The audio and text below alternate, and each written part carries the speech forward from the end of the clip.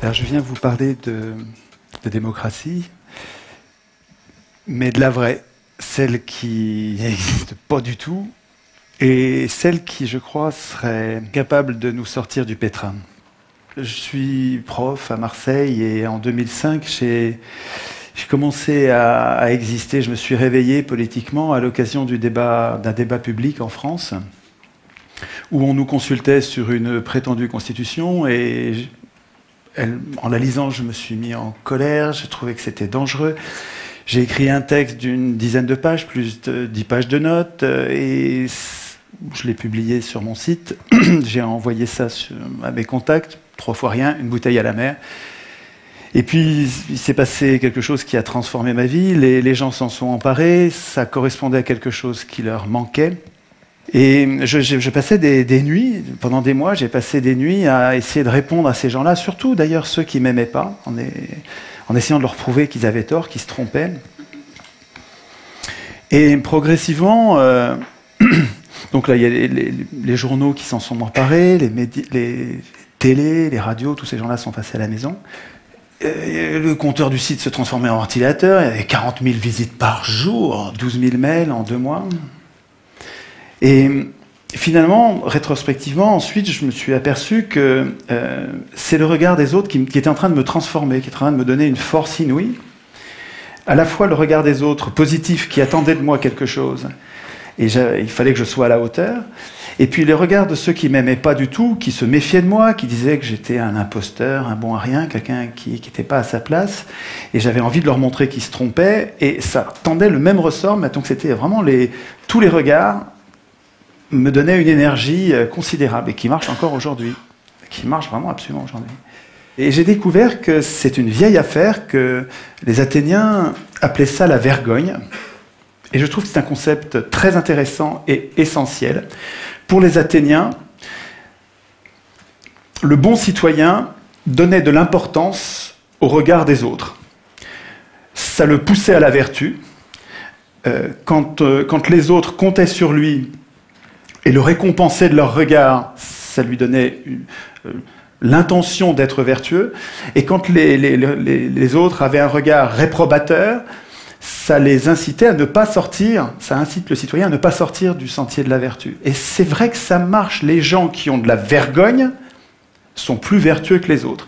Et donc inversement, ceux qui n'ont pas de vergogne sont extrêmement dangereux, au point qu'à l'époque, vous avez des mœurs plus brutales que nous aujourd'hui. Pas obligé peut-être de les mettre à mort, mais on pourrait éviter de leur donner des responsabilités. Depuis, finalement, je me donne du mal pour... Pourquoi ? D'abord, je cherche à comprendre la cause des injustices sociales. J'essaye de voir s'il n'y a pas une cause principale pour toutes les injustices sociales. Ensuite, je découvre avec émerveillement les idées géniales qui fondaient la démocratie athénienne, donc une vraie démocratie. Je remets plein de mots à l'endroit, des mots importants qui sont complètement mis à l'envers depuis au moins 200 ans. Et finalement, j'essaie d'imaginer...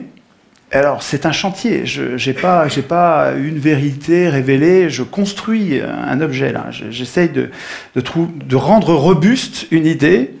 Je cherche à penser des institutions, de bonnes institutions, qui nous protégeraient tous contre les abus de pouvoir. Je compte sur de bonnes institutions pour nous pousser à la vertu. Je ne compte pas sur des citoyens vertueux, je ne crois pas à ça, je pense que nous avons tous en nous-mêmes du bon et du mauvais. Par contre, de bonnes institutions pourraient nous pousser à la vertu, ou, comme c'est le cas aujourd'hui, nous laissent dériver complètement en dehors de l'intérêt général et du bien commun. Pour chercher, j'utilise une méthode formidable que nous a conseillé un vieux monsieur, donc Hérodote, antique, un médecin, qui disait « chercher la cause des causes ». Et je me sers de ça tout le temps. Pourquoi il disait ça ? Il disait « quand on a un problème, quand il y a un mal à soigner, évidemment, ne vous en prenez pas aux conséquences. Vous ne réglerez pas le problème. Ne vous en prenez même pas aux causes. Elles sont multiples, tout est multifactoriel. C'est pas ça. Il vaut mieux chercher parmi toutes les causes la cause, s'il y en a une, au moins une des causes déterminantes, c'est-à-dire celle qui détermine les autres causes. Et c'est celle-là qu'il nous faut. C'est ça que je cherche. Alors, je partage avec tous les copains résistants, je rencontre, depuis que je fais de la politique, je rencontre plein de gens qui résistent depuis toujours, et je partage avec eux, évidemment, toutes ces luttes, et j'ai fait un schéma pour vous montrer la variété des sujets sur lesquels les gens résistent. Et donc j'ai fait ça sous forme d'arbre, et l'arbre montre, enfin, ça permet de montrer que je m'étonne que tous ces résistants s'en prennent à des choses importantes, mais qui ne sont que des conséquences. Et je trouve que personne n'essaye de comprendre la cause de tout ça, et il me semble que j'ai trouvé, alors je me trompe peut-être, mais j'ai l'impression d'avoir trouvé une cause commune à toutes ces impuissances, et à toutes ces injustices. Donc je pars des conséquences, des injustices sociales, j'essaye de comprendre d'où elles viennent. Il me semble qu'elles viennent de l'absence de contrôle des pouvoirs, qui produisent une impuissance populaire, et je pense que s'il y a des injustices sociales, c'est parce que les gens bien, les gens normaux, n'ont pas le pouvoir de résister. Tous ces gens qui résistent et que je connais, tous ces militants, ils résistent, ils passent toute leur vie à se bagarrer, ils ne changent rien. Comment ça se fait?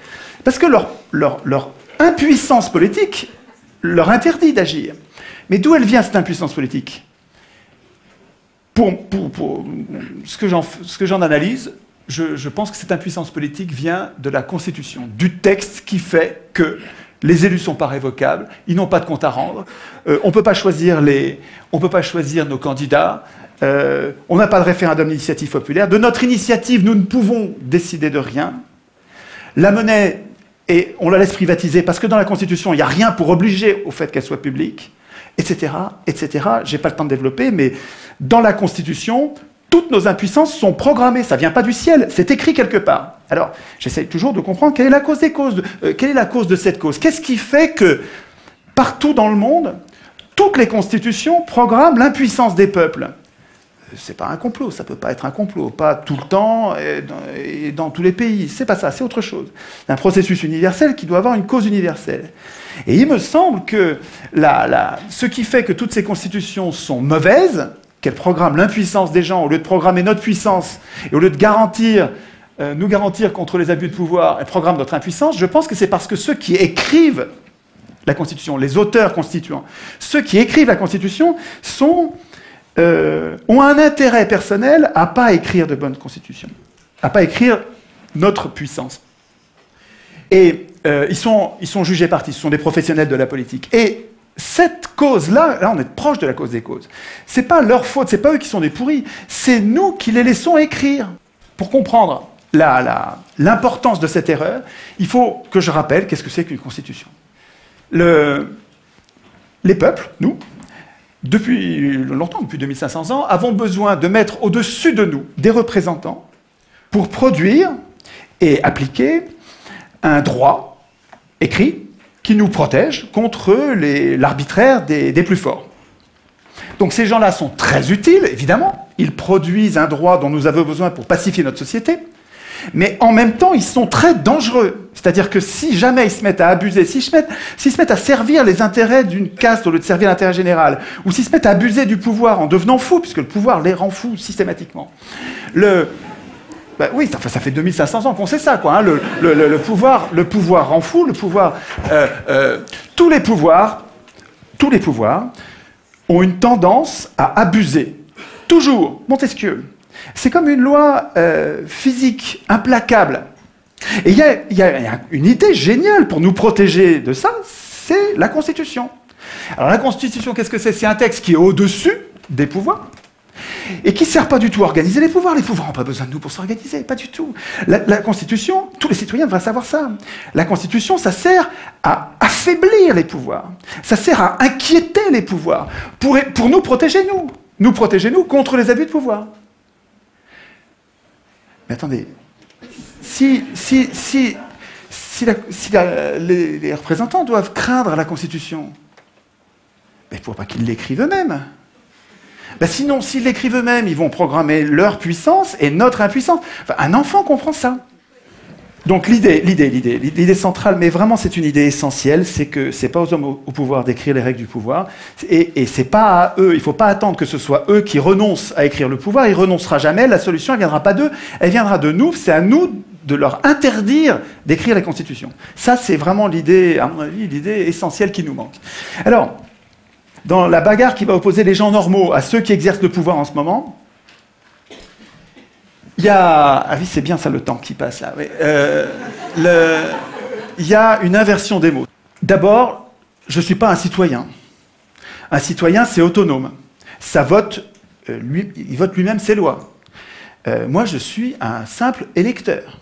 C'est-à-dire, je suis hétéronome. Je subis la loi écrite par quelqu'un d'autre. Nous appeler citoyens, c'est nous payer de mots. On se la pète, mais on n'est rien du tout. Qu'est-ce qu'on fait dans cette démocratie? Dans cette prétendue démocratie, qu'est-ce qu'on a comme droit? On a le droit de désigner des maîtres politiques qui vont tout décider à notre place pendant 5 ans. On les désigne parmi des gens qu'on n'a même pas choisis. En plus, c'est les plus riches qui les choisissent. Et quand dans le cas éventuel où ils nous trahissent au dernier degré, on n'a pas le moindre moyen de résister.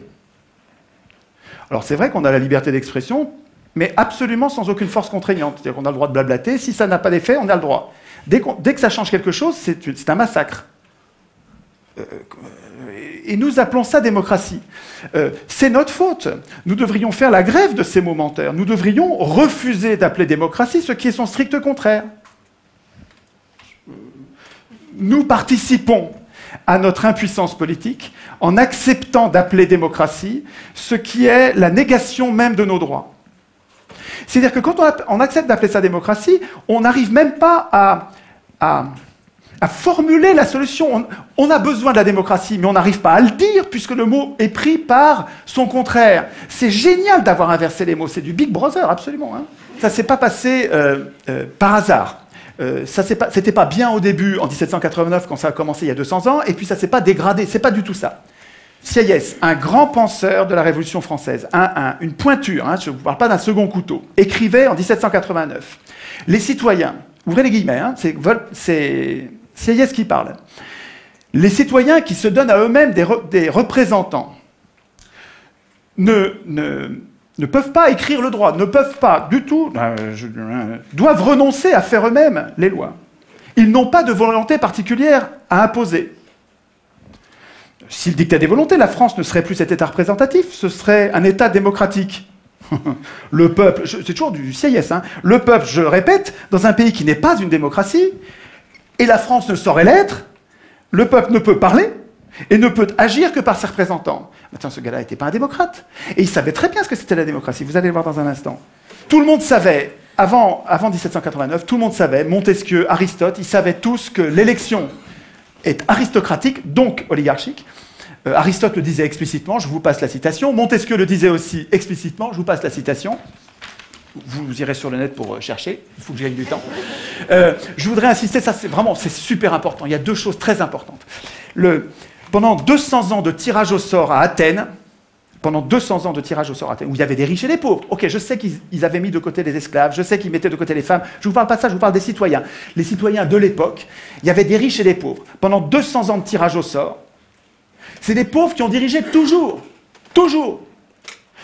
Au contraire, on a un autre exemple. Alors, on a deux exemples historiques, avec des faits. Ce n'est pas des opinions, c'est des faits. Pendant 200 ans de tirage au sort, le tirage au sort, c'est les pauvres qui gouvernaient. Il y avait des riches, mais ce n'est pas eux qui gouvernaient, c'est les pauvres qui gouvernaient. Et puis pendant 200 ans de gouvernement représentatif, parce que c'est comme ça que ça s'appelle notre régime, ça ne s'appelle pas une démocratie, ça s'appelle un gouvernement prétendument représentatif. Et dans ce régime-là, pendant 200 ans, c'est toujours les riches qui dirigent. Toujours. Moi, ma question, puisque le tirage au sort donne le pouvoir aux pauvres, le pauvre c'est 99%, hein, puisque l'élection donne le pouvoir aux 1%, des ultra-riches, mais jusqu'à quand les pauvres, les 99%, vont-ils défendre l'élection comme si c'était une vache sacrée? Enfin, je veux dire, pour moi, il y a quelque chose d'indéfendable à voir tous ces pauvres qui défendent l'élection alors que le tirage au sort leur rendrait le pouvoir. Qu'est-ce qui fait que nous tenons à l'élection? Je pense que c'est parce que c'est pas la raison, parce que les faits montrent que nous n'avons pas intérêt à ça.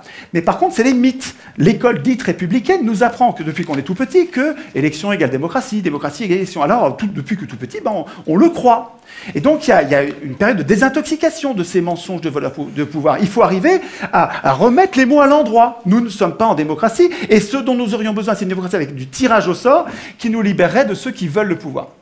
pour changer les choses, il me semble que nous ne pouvons pas compter, il ne faut pas compter sur ceux qui ont le pouvoir en ce moment. La solution ne viendra pas d'eux.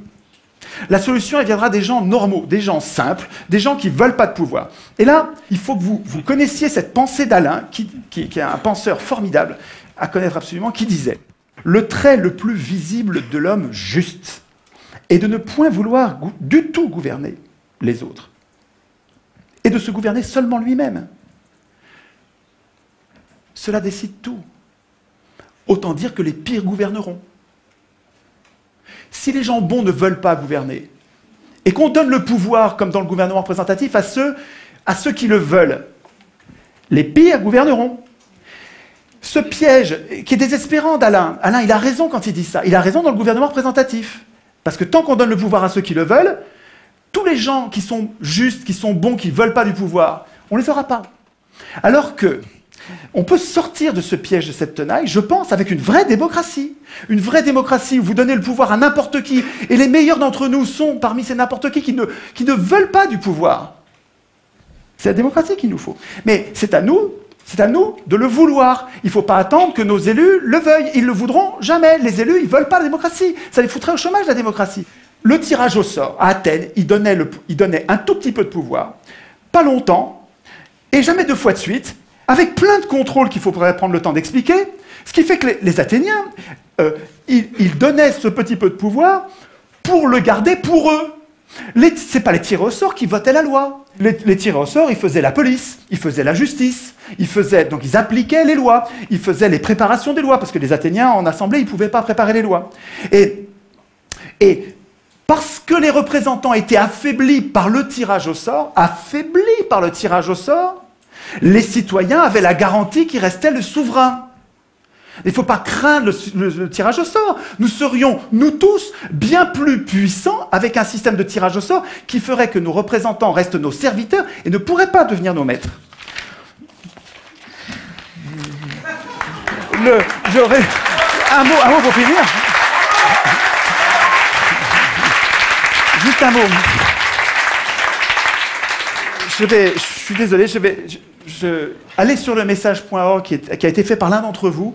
Il me semble que nous devrions, comme des virus, à la base, sans attendre que des médias ou des gens puissants se passent quelque chose, il faut qu'à la base, nous passions le mot entre nous en disant « il ne faut plus que l'Assemblée constituante soit élue, il faut absolument que l'Assemblée constituante soit tirée au sort ».